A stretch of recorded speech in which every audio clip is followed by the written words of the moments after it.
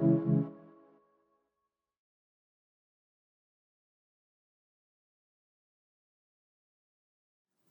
pessoal, bem-vindos a mais um episódio do nosso Futuros Cast, o podcast do Laboratório Futuros da Terra. Eu sou Uli, sua host, e hoje eu estou com dois convidados aqui, Helena Falkenberg e professor Mauro Capelaro.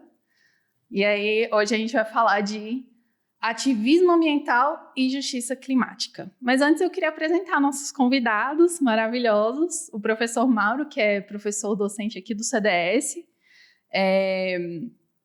formado em administração, fez pós-doc em política e gestão socioambiental, um nome bem comprido, bem grandão. Aqui mesmo no Centro de Desenvolvimento Sustentável. Olha só. O professor tem publicações, principalmente na área de gestão pública e justiça climática, que é um dos nossos temas hoje. Então, ele tem bastante conhecimento para compartilhar aqui com a gente. E ele coordena projetos de justiça ambiental que tratam de vulnerabilidade também, dentro da justiça ambiental, né, prof? Parcerias público-privado, nesse contexto de o público se unir ao privado para fazer coisas. E evolução dos ODS. E o projeto Movimento Climático Jovem no Brasil, do qual a Helena faz parte. A Helena, ela é graduanda de Ciências Biológicas. Ela me contou agora, está quase terminando, né, Helena? Último semestre. Legal. E ela é coordenadora de projetos socioambientais pela Associação Alternativa Terra Azul. Também é militante do movimento socioambiental e anticapitalista da juventude, os Jovens pelo Clima. Então tem tudo a ver com os nossos temas de hoje. Eu acho que vocês são ótimos representantes para falar do que a gente vai falar hoje, principalmente. Que apesar de ser um tema sério e importante, tem uma pegada de esperança no que vocês pesquisam e a gente consegue olhar para o futuro, né? Então, a gente vai começar falando um pouco de crise climática. Essa é a parte mais obscura do nosso episódio hoje. A gente tem uma crise climática acontecendo que envolve mudanças do clima, mudanças de temperatura, ciclos hidrológicos, afeta os ecossistemas e causam impactos não só ambientais, mas também sociais, principalmente nas populações mais vulneráveis. A gente tem nesse contexto grandes potências que são emissoras de carbono e emissoras de outros gases que causam esse efeito estufa e causam outras mudanças climáticas. Esses dias eu vi a questão da acidificação dos oceanos, que está matando os nossos corais. Isso acaba com a biodiversidade e acaba também com a forma de sustento de muitas pessoas, né? Mas vamos falar primeiro sobre essas palavras complicadas. Justiça climática e ativismo climático. O que vocês podem falar para a gente sobre esses dois conceitos que a gente vai tratar hoje aqui nesse episódio? Posso começar? Como que vocês querem fazer? Pode começar, Bruno. Tá bem, então, vamos lá. Bom, primeiro, muito obrigado, Uli, pelo convite, não é? Foi muito generoso da sua parte aí, da parte da Thalita e também do Alexandre em pensar no nosso nome aqui, né? Da Helena e meu, para compor o debate hoje, né? E tentar aqui passar uma mensagem para vocês e refletir sobre esses dois temas que são importantes, que é a justiça ambiental e o ativismo climático, ou ambiental, ou socioambiental, tá?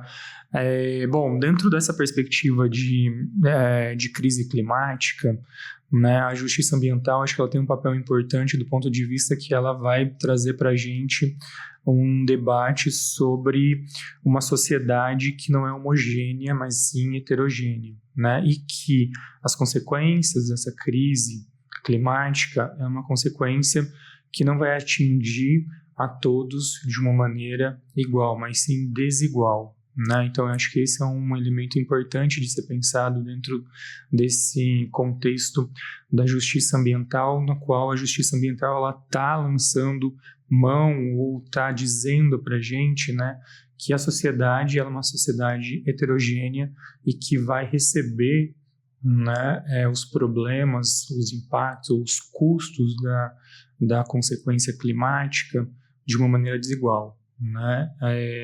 Especialmente em grupos mais vulneráveis, especialmente em grupos negros, pobres, mulheres, enfim, os marcadores que a gente queira usar para delimitar essa heterogeneidade da sociedade, né? Mas o fato é que a justiça ambiental vai dizer para a gente que a sociedade é heterogênea e quem recebe esses problemas ou as consequências desses problemas climáticos talvez não seja a mesma pessoa ou o mesmo grupo que está produzindo, né? Então, talvez não, com certeza, né? Então, assim, ela parte desse princípio, né? De quem está produzindo os problemas não são os mesmos de quem que estão recebendo os custos desse problema, né? E aí o debate e a construção desse campo se dá nessa heterogeneidade, né? Acho que, bom, enfim, acho que a justiça ambiental ela está meio que definida dentro dessa perspectiva. A partir disso, tem vários outros debates envolvidos dentro da justiça ambiental.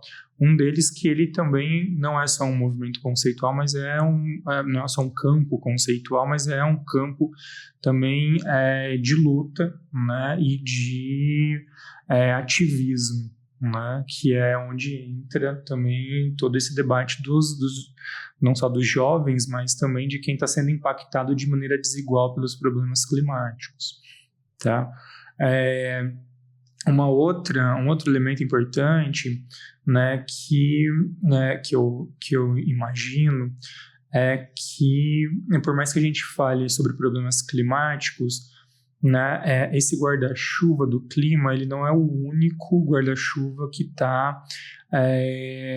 faz parte do debate desse campo de justiça ambiental, né? Então a gente tem um guarda-chuva que muitas vezes que deixa o clima em paralelo, né? Então, por exemplo, os primeiros estudos sobre justiça ambiental,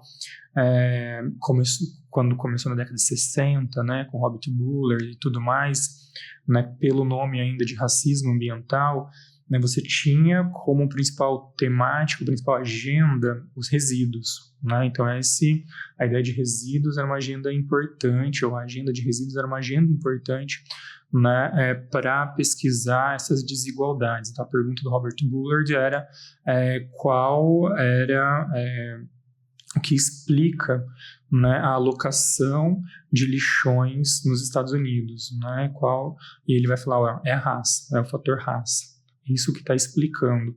Aí ele cunha o termo de racismo ambiental, né? Isso tudo para dizer que os primeiros estudos da justiça ambiental, eles trabalhavam com resíduos, mas tem muitos também que trabalham, por exemplo, com a questão de agrotóxicos, né? Tem outros que trabalham com questão relacionada à indústria ou empresas e desastres que são produzidos por ela, como Brumadinho e Mariana, por exemplo, né? E isso não necessariamente está dentro de um debate climático somente, mas de um debate talvez um pouco mais amplo ou dentro de uma agenda paralela do clima, né?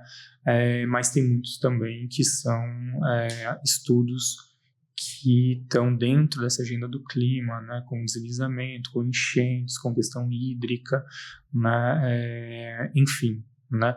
Então essa agenda, esse debate da justiça ambiental, né, ele é um debate que passa pelo clima, mas também não fica só no clima, né? Ele tem uma agenda talvez um pouco mais ampla,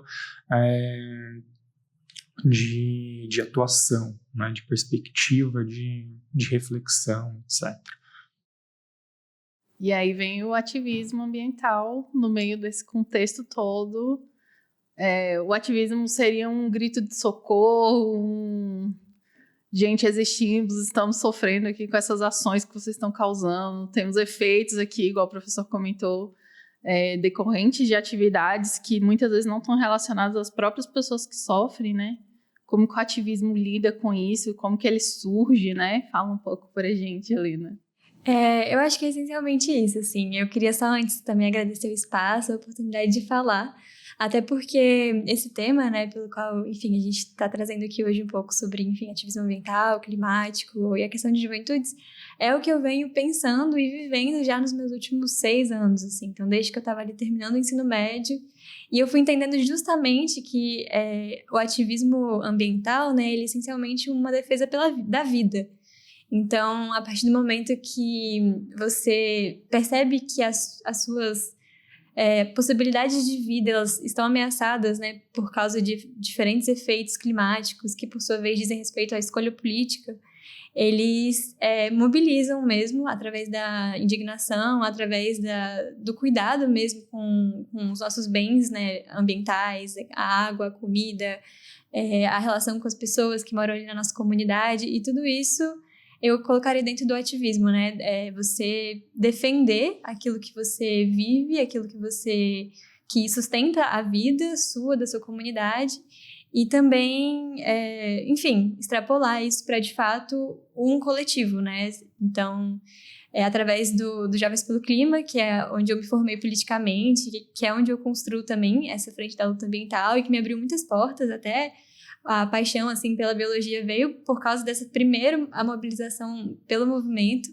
A gente foi descobrindo várias possibilidades de atuar, seja na frente ambiental de conscientização e de educação ambiental, ou então na incidência política de fato, né? A gente em Brasília que está no centro do poder, então além da parte distrital, da CLDF, a gente tem como acompanhar a Câmara, as decisões que são tomadas a nível nacional, mas também a própria parte de trabalho de base mesmo, de se relacionar com os territórios e promover mutirão, e promover educação em escola. Enfim, tudo isso acho que faz parte dessa vivência, que, enfim, é particular da minha experiência, mas que também existem outras diversas juventudes que tocam a partir de cada especificidade, né, de juventudes plurais. E tudo isso eu acho que é muito enriquecido quando a gente se guia pelo conceito de justiça, né, ambiental ou justiça climática, que traz justamente esse horizonte, né, do que a gente quer e conseguir passar essa mensagem muito clara das nossas reivindicações. Então, assim, na minha mente, pelo menos, eu sistematizo a justiça climática em 3 eixos principais, que eu diria que é a possibilidade de reparação dos grupos que historicamente são mais afetados, como o professor falou, e que são os que menos contribuem para a causa, né, dos problemas. Então, uma reparação que com certeza não é integral a partir do momento que quando você, né, sofre as diversas violências e desastres que são causados, né, ambientalmente, é impossível você suprir totalmente a subjetividade ali que é afetada, mas é uma reparação e uma proteção na medida do possível material, né? Além disso, a responsabilização das pessoas que são responsáveis de fato. Então, a gente tem as grandes corporações, o setor de combustíveis, o próprio agronegócio aqui, né, a questão agrária do Brasil, que é muito forte para isso, e os próprios gestores também, né, as decisões políticas que são tomadas, além de um terceiro pilar que eu colocaria como a conquista de espaços, né? Então, a gente poder estar nesses lugares de decisão, estar nesses espaços de debate, para também conseguir decidir e ter essa possibilidade de passar as nossas próprias soluções de quem vive nos territórios, né? Entendi. Passa pela questão da representatividade, então, né? De que adianta a gente ter políticos engajados e que muitas vezes se preocupam com as causas ambientais se não tem a representação de quem está ali sofrendo no dia a dia, né? Eu acho que às vezes a gente passa pela... a gente faz uma ideia do problema, mas a gente não tem a real noção da dimensão que é aquele problema, né? E eu acho que é interessante pensar na questão do ativismo, quando a gente vê que as pessoas ocupam as ruas, ocupam os espaços públicos e políticos, e ocupam a academia também, né? É um espaço de produção de conhecimento, e uma coisa fortalece a outra, como você disse, a questão da justiça climática fortalecendo o movimento do ativismo. E é esse o papel desses movimentos por justiça climática, né?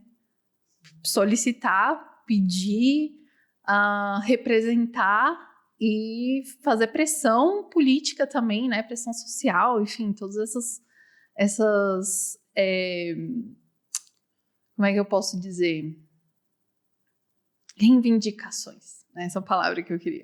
E o que é legal também, no projeto que a gente tem, que a Helena faz parte, e, enfim, né, produz conhecimento, a gente chama isso de repertório de atuação, né? Quais são os repertórios de atuação dos jovens, nesse caso, né? Os jovens ativistas pelo clima, né? E o que a gente descobre, né, não só descobre, mas também pesquisa e corrobora muitos estudos, mas também avança em alguma coisa, é que existe um repertório bastante amplo de atuação desses jovens, né? Então, a gente estava conversando ali agora, né, anterior a essa entrevista, né, um repertório, por exemplo, relacionado a esse ativismo de rua mesmo, né, que você vai lá, faz um protesto, levanta o cartaz, etc., né? Você tem uma atuação bastante clara também, e que eu acho que é bastante inovadora desses jovens, que é uma atuação dentro de uma plataforma digital, né? Então isso é bastante inovador e acho que os jovens dominam muito isso, e isso potencializa muito o movimento, né? Então a gente está falando, por exemplo, em você fazer uma divulgação de uma ação, né? Que tem um impacto, que tem uma dimensão muito grande, né, que ganha uma dimensão muito grande dentro da internet, mas de captação de recursos, né? Então, na nossa pesquisa, eu fiquei muito surpreendido com isso, por exemplo, de jovens de 16, 17, 18 anos captando R$1 milhão, né? 1,5 milhão, né, de reais para uma ação específica, para uma intervenção específica na Amazônia, no Cerrado, com fogo, com água, etc. Isso eu acho sensacional, né? Acho que esse é um repertório que a gente aqui na academia, por exemplo, tem muita dificuldade de, enquanto docente, de ter um projeto de 200, 300, 400, 1.000, né? E a gente vê que jovens conseguem fazer uma mobilização e captar 1 milhão, 1,5 milhão num espaço de tempo muito curto, né? É um espaço de tempo de uma semana, 10 dias para essa captação. Esse também é um outro tipo de repertório. Mas tem vários outros tipos de repertório também que os jovens praticam, né? No seu dia a dia, no seu ativismo, na sua mobilização. E alguns muito práticos, né? Como a Helena colocou anteriormente, né? Então elas fazem movimentos, por exemplo, de educação ambiental, né? Movimentos dentro de territórios, né? De mudar uma realidade. E isso é bastante interessante. Então, ao passo que você tem, né, movimentos mais tradicionais, né, de rua, ações, né, mais tradicionais de rua, de ativismo, segurar a placa, tem ações numa plataforma digital que é muito inovadora, né, de captar, mas também de difundir informação, captar recursos e difundir informação. Tem ações no Congresso, que é o que você colocou, como lobby, com articulações com o judiciário, com o legislativo, com o executivo, mas tem também ações transformadoras do dia a dia, que estão ali na realidade do território, na realidade local, de pessoas específicas necessitadas. Eu acho que um diferencial que a gente viu no projeto, que eu acho sensacional de compartilhar, é que o repertório de atuação do ativismo jovem climático ele é muito amplo, né? Então você tem uma quantidade muito grande de ações, né? E muitas delas inovadoras, né? Muitas delas que fazem a diferença no curto prazo e no território também, né? E eu acho que isso é uma vantagem comparativa e isso faz com que esses jovens também se retroalimentem, né? Que o movimento fique vivo, né? Porque ele dá resultado, né? Então você também tem o ativismo, o movimento que fica, que melhora, que fica mais bem estruturado, enfim, né? Quando ele dá resultado, né? E esse resultado ele vem por diversas frentes, não só por uma, né? Diversos caminhos, diversos repertórios. Isso é bastante legal. É verdade. E faz uma rede virtuosa, né? De ações. Eu, particularmente, compartilhar um pouco uma parte pessoal da minha vida, né? Eu sempre achei muito legal o ativismo, mas eu nunca me identifiquei com ativismo de rua e de movimentos sociais, até pelo meu distanciamento mesmo da minha história. Eu sempre achei que eu ia ficar muito deslocada nos ambientes, enfim, não me sentia confortável e me sentia muito mal de não estar fazendo a minha parte. E aí eu consegui me encontrar dentro da academia, por assim dizer, né? Eu acho que o meu ativismo, no caso, é a minha pesquisa, a rede que eu tenho de contatos aqui dentro da universidade, os projetos de extensão que a gente consegue participar, os artigos que a gente consegue publicar, a produção de conhecimento, de fato, né? Eu me identifiquei muito com esse espaço e eu acho que eu tive noção real do tamanho que é ele e da capacidade de conectividade que a universidade tem com outros movimentos, igual vocês citaram, quando eu vim aqui para o CDS, principalmente porque o CDS é um espaço múltiplo, né? Que tem várias pessoas representando diferentes grupos, diferentes territórios também. Então eu tive noção assim de, ok, eu consigo fazer alguma coisa aqui. E é muito legal ver a potência que um movimento dá para o outro, né? O movimento de rua dá para esses movimentos mais locais. E eu acho que, para mim, a produção científica também tem essa força. O que vocês acham disso? Vou puxar um pouquinho, e depois uma hora complementa. Mas isso foi um aspecto que a gente também levantou na pesquisa. Para além da minha vivência própria com Jovens pelo Clima aqui em Brasília, né, no contato com outros núcleos e outras organizações de juventude no Brasil, a gente conseguiu levantar, né, que, diferente de outros países, no Brasil a gente tem uma característica que esses jovens mobilizados, eles estão na faculdade, assim. Então, o movimento Cestas pelo Futuro, né, que foi um dos focos principais, a gente repara que em outros países em que eles também surgiram, assim, né, naquela onda em 2023, tem muitas mais crianças e pessoas mais jovens do que aqui no Brasil, que a faixa é mais dos 19 para cima, pessoas já nessa idade de estar na faculdade, enfim. E é curioso isso, né? Porque acho que a ciência em si, ela tem esse potencial a partir do momento que é um modo de pensar a metodologia científica, né? Que pressupõe a autocrítica e o questionar. Então, se não de maneira direta por estar na linha de frente, né? Muitas comunidades, pessoas que acabam virando ativistas e ambientalistas porque não têm escolha, né? Se não defender a sua vida, o seu território, o meio da conscientização, através de você se deparar com essa realidade, né, com a consciência da realidade, e através disso se permitir indignar e atuar, eu acho que também é um caminho muito forte mesmo de mobilização, né, dessas pessoas.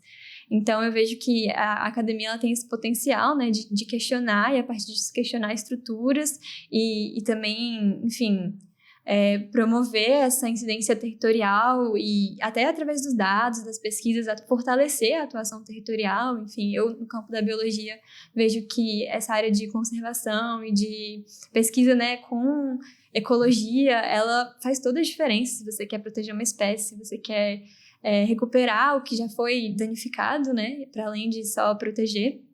Mas eu vejo que a academia ela também precisa ir para esse movimento de se abrir mais, tanto no seu processo quanto no seu propósito. No sentido de que ainda eu acho que o movimento das cotas, por exemplo, ele tem que crescer, ele tem que trazer justamente no sentido da justiça climática as pessoas que estão na ponta para terem acesso a esses espaços, e não esses espaços centralizados, mas esses espaços nos seus territórios e também conversando com as outras formas de conhecimento, né? Mas também o propósito da ciência, né? Porque eu vejo que aqui no CDS, no IB, a gente tem esses projetos que são incríveis, que comunicam, né? Que conversam com as comunidades, mas historicamente a ciência ela tem uma dívida, assim, com as populações no geral e com o produto que isso é gerado na sociedade, seja de tecnologia, ou seja, da próprio ver científico, né? Porque eu mesmo, enquanto participante do movimento climático anticapitalista, a gente faz essa crítica, né, do progresso, por exemplo, né, de que a ciência, ela, a serviço do progresso, a serviço enfim, do que está por trás dessa palavra, né, que na verdade é muito mais uma quantificação de mercado e financeira do que de qualidade de vida necessariamente, né, de tempo de lazer, de taxa de felicidade, de acabar com a fome, enfim, dessas diversas coisas. Então, que a gente também consiga nos perguntar, né, aqui está a serviço a ciência que a gente faz. E eu acho que isso é um elemento importante, assim, quando eu estava pensando um pouco sobre o papel da academia, né, porque eu estou nesse momento, assim, de finalizar a graduação, pensar também como que eu vou aliar a pesquisa com essa minha atuação já territorial. E eu acho que a ciência tem esse grande potencial, né, de territorializada, ela conseguir legitimar e também aprender com as comunidades e trocar, e, enfim. Mas ela também tem esse grande cuidado, assim, a partir do momento que a gente vive nessa sociedade que é muito produtivista e muito intensa no individualismo, na ideologia falsa da meritocracia, enfim. Só para trazer também um contraponto. Acho ótimo. Veja só, acho que a ciência tem esse papel exatamente que é igual, ou muito próximo do que a Helena colocou, né? E eu acho que a Universidade de Brasília e também o CDS, como você colocou anteriormente, a gente vive também num ambiente propício, né, a trazer novas formas de construção ou de pensar a ciência, né? E em vez de a gente pensar, né, no território e nas populações que compõem esse território, não é somente como talvez como objeto de pesquisa, né, mas a gente poderia pensá-las também como sujeito da pesquisa e incorporá-las, né, num processo de construção de conhecimento no qual elas têm um papel ativo, né, e que colaborem ativamente, portanto, na construção de um conhecimento que seja mais inclusivo, que seja menos injusto, né, que é o papo da justiça ambiental, tá? Então, acho que a ciência, acho que ela tem esse papel, hoje em dia, ela não é a ciência nunca foi isenta, neutra, etc., mas me parece que dentro de um circuito socioambiental, né, a gente tem uma característica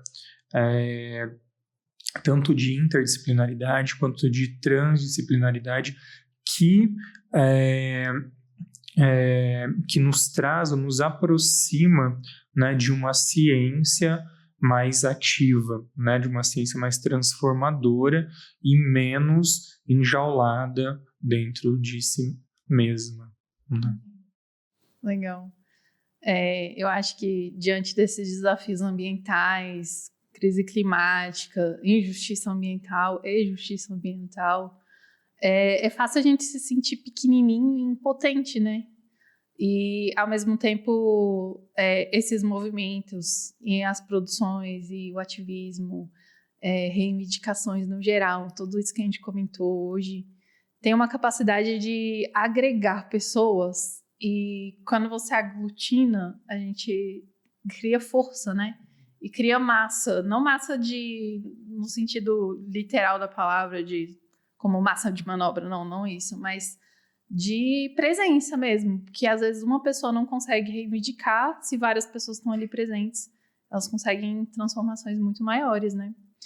E aí eu vejo isso como um sinal de esperança. Então acho que o que a gente falou hoje, eu resumiria, se eu precisasse resumir em uma palavra, eu resumiria a esperança, que eu acho que é uma palavra bem bonita. E aí, pra gente fechar, vamos falar então de futuro. O que vocês acham que seriam os caminhos, assim, pra gente olhar pra frente e é por aqui que eu tenho que ir, é por aqui que a ciência vai, é por aqui que o ativismo vai. Como vocês olhariam pro futuro, assim, nesse sentido? Posso começar? Eu vou até pegar o gancho da esperança, né? Porque, de fato, acho que essa é muito a minha experiência, assim, com me coletivizar, tanto na universidade, através da extensão e de grupos, quanto no Jovens pelo Clima, de que você, diante de todas as coisas no mundo, né, que são pesadas demais e até difíceis demais de conceber mesmo, né, e não adoecer mesmo com, enfim, tamanha violência e coisas que nos atravessam de diferentes formas, no coletivo a gente consegue amparo e a gente consegue encontrar também essa identificação, né, essa necessidade de coletivo mesmo, que dá força para não desistir, para, muito pelo contrário, atuar, né, e não ser simplesmente, enfim, imóvel diante das coisas que acontecem. E aí, para olhar, assim, para o futuro, eu vejo que as soluções, elas existem, a gente convive com as soluções quando a gente olha para exemplos mesmo de comunidades que sustentam já há centenas de anos modos de vida totalmente sustentáveis e totalmente compatíveis com o bem-estar do ecossistema, dos animais, de todos, né? E que a gente precisa não imitar, mas se inspirar nessas pessoas para conseguir repensar mesmo tanto o nosso modo de vida quanto o nosso modo de reprodução da sociedade e das formas de produzir mesmo. Então, eu faço essa crítica, né, à estrutura da sociedade capitalista que produz essa lógica de produção infinita num sistema finito da natureza, além de individualista, né, e que promove essa competitividade através da propaganda, produz necessidades que às vezes nem são nossas, né, que são supérfluas e que acumulam e que geram obsolescência, enfim, uma série de críticas. Então eu acho que a gente entender esse equilíbrio, né, de fazer a nossa parte, mas também entender o sistêmico, que é maior, e reivindicar e se coletivizar, não deixar de se coletivizar tanto por essa questão assim, subjetiva, quanto para justamente ter essa força política, né, de conseguir reivindicar aqui no Brasil, de novo, né, a questão agrária, a questão da reverter a concentração fundiária é fundamental, assim como a gente conseguir se relacionar com a natureza, né, eu vou terminar citando o Nego Bispo, que é uma grande referência, assim, e aí ele fala que para além de cuidar, assim, ele fala que quem cuida é a natureza. A gente não tem que ficar pensando em cuidar da natureza, a gente tem que pensar em se relacionar com a natureza. Porque a partir do momento que você se relaciona, que você entra no rio, que você pisa com o pé na terra, que você entende a beleza e esse lugar também de encantamento com a natureza, né, com nós enquanto natureza, a gente protege, porque é a afetividade, né, a subjetividade ali envolvida.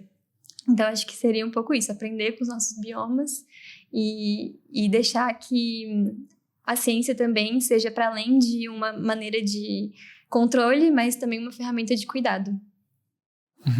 Legal.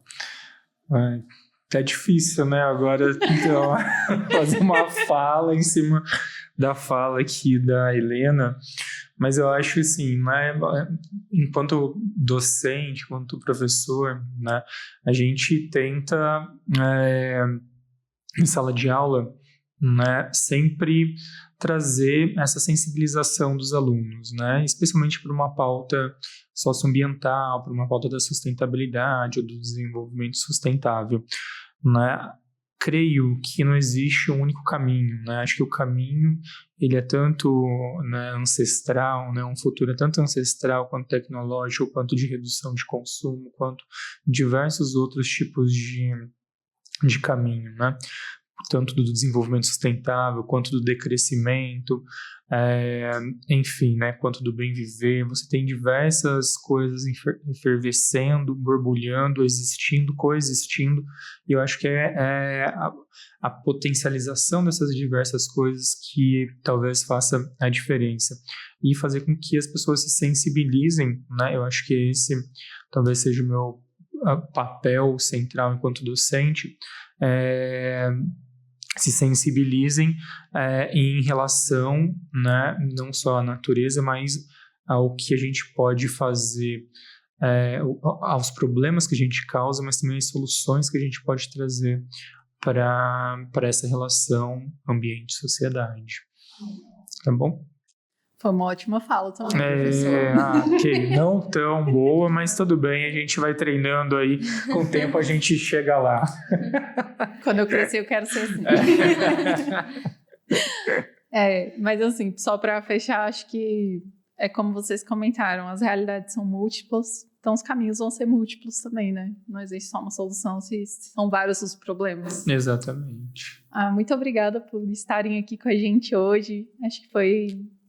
Tô saindo mais leve.